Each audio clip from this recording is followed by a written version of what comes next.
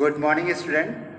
I, Oman Saxena, is going to start Physics Class 9, Chapter Measurement and Experimentation, that is a part 2. Today we will start with the vernier calipers, means to measure the small distances. So today we will study about the vernier calipers and the screw gauge. Vernier calipers, it is also called slide calipers, and it is used to measure the length of the rod, diameter of the sphere, internal and external diameter of a hollow cylinder, depth of a beaker, etc. Now, first of all, we should know about the least count. Least count is the minimum distance or the least distance measured by any instrument.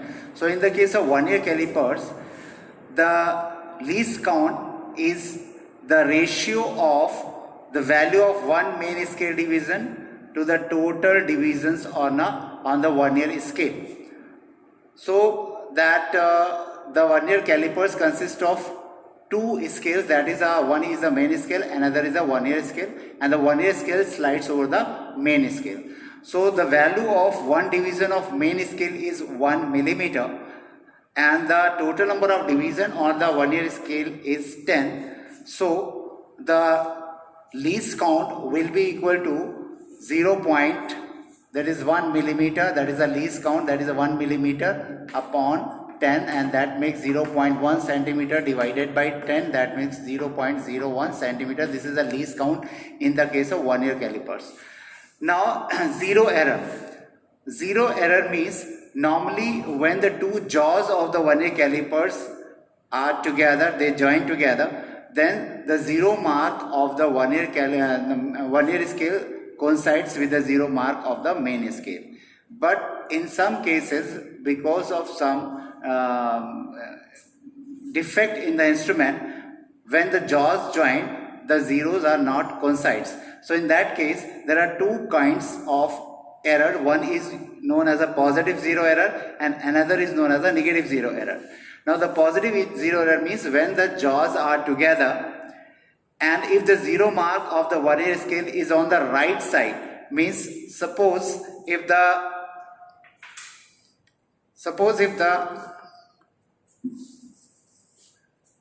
this is the zero mark of the main scale and the vernier scale is this is a vernier scale and this is a zero mark of the vernier scale, and suppose the zero mark of the main scale is here. This is the main scale, this is the main scale, and this is the vernier scale, and if this is the condition when the jaws join together, so in that case when the jaws join together, in this case this is known as a positive zero error.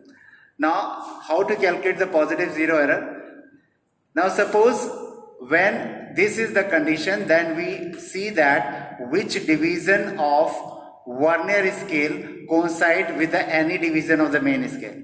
Now suppose if we take the example that if the sixth division of vernier scale coincides with any division of main scale, then the positive zero error will be given by the number of division coinciding into least count, that is with plus sign. So that will be plus 6 into 0.01 centimeter, and that makes this is plus 0.06 centimeter, and this is the positive zero error. Now the next one is a negative zero error. Now if the case is like this, suppose the zero of the vernier scale is towards the left side of the mark of zero of the main scale. This is the condition. So this is the vernier scale, so zero of the vernier scale is toward the left, then it is known as a negative zero error. Now while calculating the negative zero error, what we'll do, we find out the division which coincides with any division of main scale, means division of the vernier scale which coincides with any division of main scale. Now suppose if the sixth division of the vernier scale coincides with any division of main scale, then in that case we'll take 10 minus 6, means total number of division on vernier scale minus the number of division which coincides with the any division of main scale into least count with a negative sign. So that makes minus 4 into 0.01 and that makes minus 0.04 centimeter. This is a calculation of negative zero error. And now after that, after the calculating the negative or positive zero error, we calculate the actual value, means how to take the reading with the zero error. So in that case, we'll take the observed length is the main scale reading plus vernier scale reading into least count. So that is a vernier scale reading means the number of division on the vernier scale which coincides with the any division of main scale. So this is the observed length. Now if there is a zero error and that zero error is subtracted with the observed value with actual sign.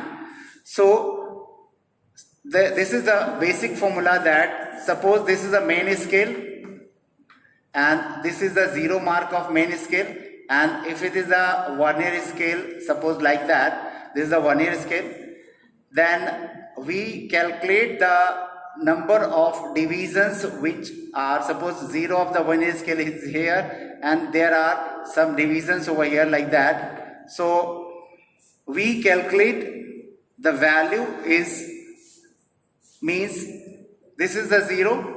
We calculate the main scale reading. Main scale reading is the number of divisions just in front of, or you can say just before the 0 of the vernier scale.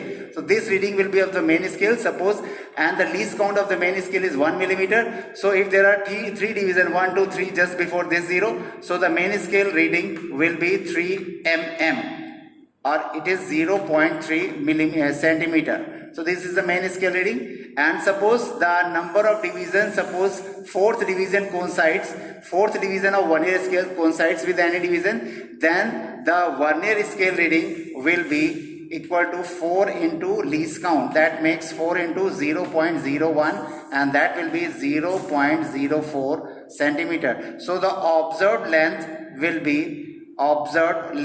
be main scale reading plus vernier scale reading, and that makes 0.3 plus 0.04 and that makes 0.34 centimeter. This is the observed value of that length. Now suppose if the zero error is there, then the zero error is subtracted in that value, means the actual value will be, that is 0.34 and it is the observed value, minus, suppose there is a negative error, so that will be minus 0.04 which I have already calculated. Then these two will be added over here and we'll get the result for that. So that will be 0.34 plus 0.04 and that makes 0.38. So this is the actual value which we have corrected value, you can say, after the least count. Now we the next instrument is a screw gauge. This is another instrument through which we measure the small distances. It works on the principle of screws. It is also used to measure the diameter of the wire, thickness of the paper, etc. Now it consists of basically two scale, main scale and the circular scale. The main scale is graduated in millimeter and the circular scale consisting of number of division mostly takes nearly 100 or more equal divisions on the circular scale. Now you can see that this is the main scale and this is the circular scale, and these are the divisions over here, and the value of each division is 1 millimeter, and these are number of divisions on the circular scale. And the wire which we have to whose diameter is to calculate it is put between these two stud and screws. Now so before calculating the length with the screw gauge, we should know about the pitch. Pitch means when we rotate the circular scale by one round like that. So this is the main scale and now this is the 0 of that. When we rotate this circular scale through one circle, then the linear distance moved by the screw on the main scale when the circular scale is given one complete rotation. So that linear distance is known as the pitch. and the value of that pitch on the screw gauge is 1 millimeter. Now the least count of the screw gauge is the minimum distance measured with the help of least count, and the value of least count is given by the formula pitch divided by total number of division on the vernier scale. Now since the number of divisions on the vernier scale is 100 and the value of pitch is that least count is pitch is equal to 1 millimeter, and that makes 0.1 centimeter, and the total number of divisions on the vernier scale is 100, so the least count will be 0.1 divided by 100, that makes 0.0 01 centimeter. So that makes the least count of screw gauge. So now after that, zero error. In the case of screw gauge, when we join the stud and the screw, means when there is no wire and we join stud and screw, in that case the zero mark of the circular scale should exactly at the edge of the circular scale. Means this should be the case, means this is the zero mark and this is like that. So if on bringing the two studs of the screw gauge in contact, the zero mark of the circular scale is either below or above the baseline. If either above, this is the baseline. If the zero is not here, means if the zero is exactly here and the zero of main scale is here, that means no error is there. But if on joining these two, if the zero is either here or either here, in that case the error is there. Now there are again two kinds of error, that is a positive zero error and negative zero error. So in the case of positive zero error, if on bringing the flat stud of the screw in contact with the stud, the zero mark of the circular scale is below the baseline, means zero mark of the circular scale is below the baseline. This is the baseline and you can see that zero mark is below the baseline. In that case the error is said to be positive. Now to calculate the positive error, we find out the division of the circular scale coinciding with the baseline. Now suppose this is a fourth division, so then the positive zero error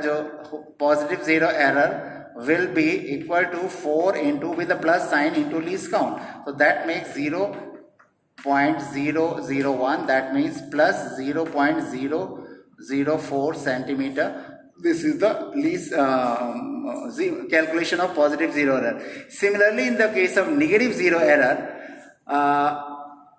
we calculate the number of division of the circular scale, which division of circular scale coincides with the baseline. Now suppose if the division coinciding with the baseline, suppose basically negative zero error is when the zero mark of the circular scale is above the baseline, that is a negative zero error. Now in that case we calculate it, first finding out the division which coincides with the baseline. Suppose the division is 96 division. Then to calculate the zero error, what we'll do, that is a negative zero error. In that case 100 minus the division which coincides with the baseline.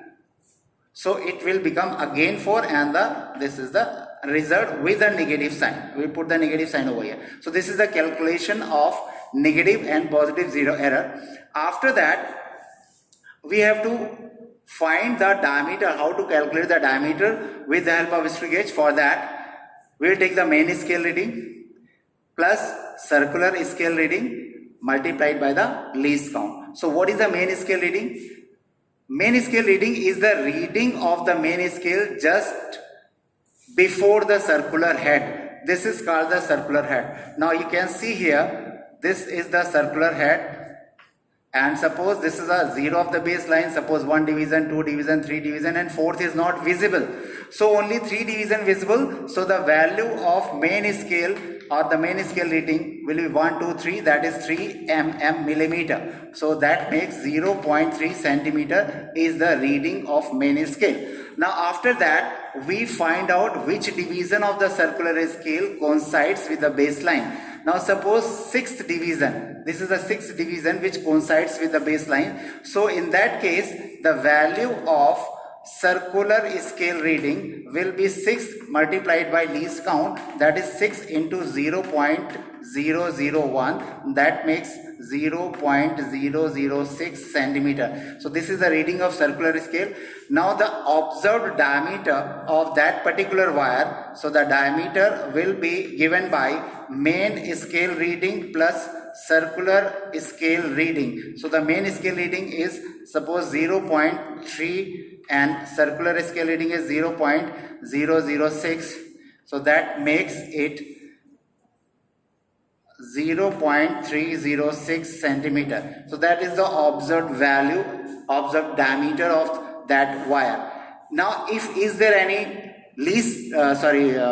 error, then that error is subtracted with this observed value. So again the corrected value will be given by correct value of the diameter will be observed value minus error.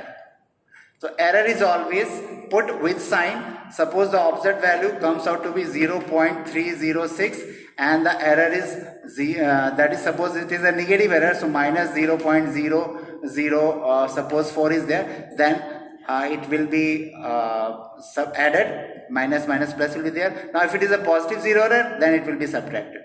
So we always put the error with sign and that is always subtracted from the observed value to get the actual value. So this was the case to get the reading from the screw gauge.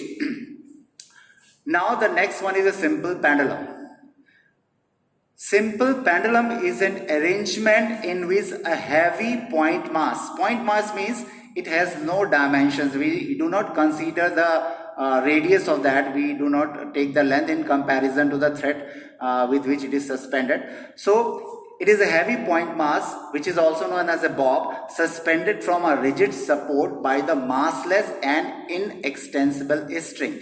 Massless and inextensible string means this is suppose a rigid support and this is a massless and inextensible, means when we suspend the bob, there should be no increase in the length of the thread and its mass should be negligible. The mass of the thread should be negligible, means only the mass of the bob should be there. Now simple terms regarding the simple pendulum, that one is oscillation. Oscillation means when we displace it from the mean position, this is called the mean position, so it oscillates to and fro about the mean position. So one complete to and fro means like this. This is called one oscillation, means to and fro. So one complete to and fro motion of the bob of the pendulum about the mean position is called one oscillation. Now what is the time period? The time taken by the bob to complete one oscillation, that is known as a time period, and it is represented by capital T and the unit will be in seconds. Frequency of oscillation means number of oscillation in 1 second. Suppose the bob takes 20 oscillation in 1 second, then the frequency of this will be 20 hertz or 20 per second.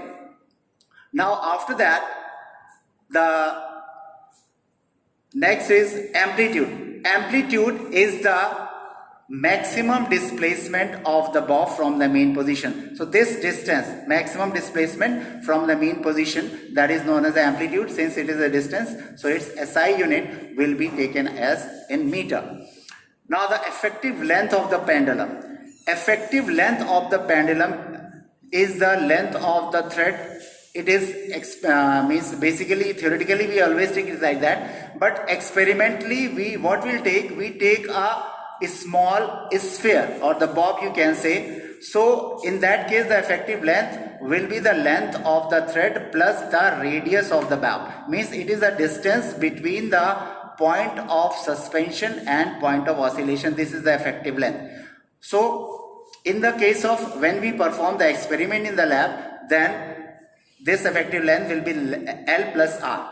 So this is the effective length, and the time period of the simple pendulum is given by the formula T is equal to 2 pi under root L upon G. So this is the length and this is the acceleration due to gravity. So we can say that the time period depends upon the directly proportional to the square root of the length, and it is inversely proportional to the acceleration due to gravity. Means when the length of the pendulum increases, so the time period also increases. Time period increases means the watch gets slow. And similarly, the value of G on the surface of Earth, it's maximum when we go above the surface of Earth or below the surface of Earth, the value of G decreases, and again when the value of G decreases, the time period increases. It means the watch gets slower. So you do the numericals over that, you write down these notes in the copy, and have a good day. Thank you.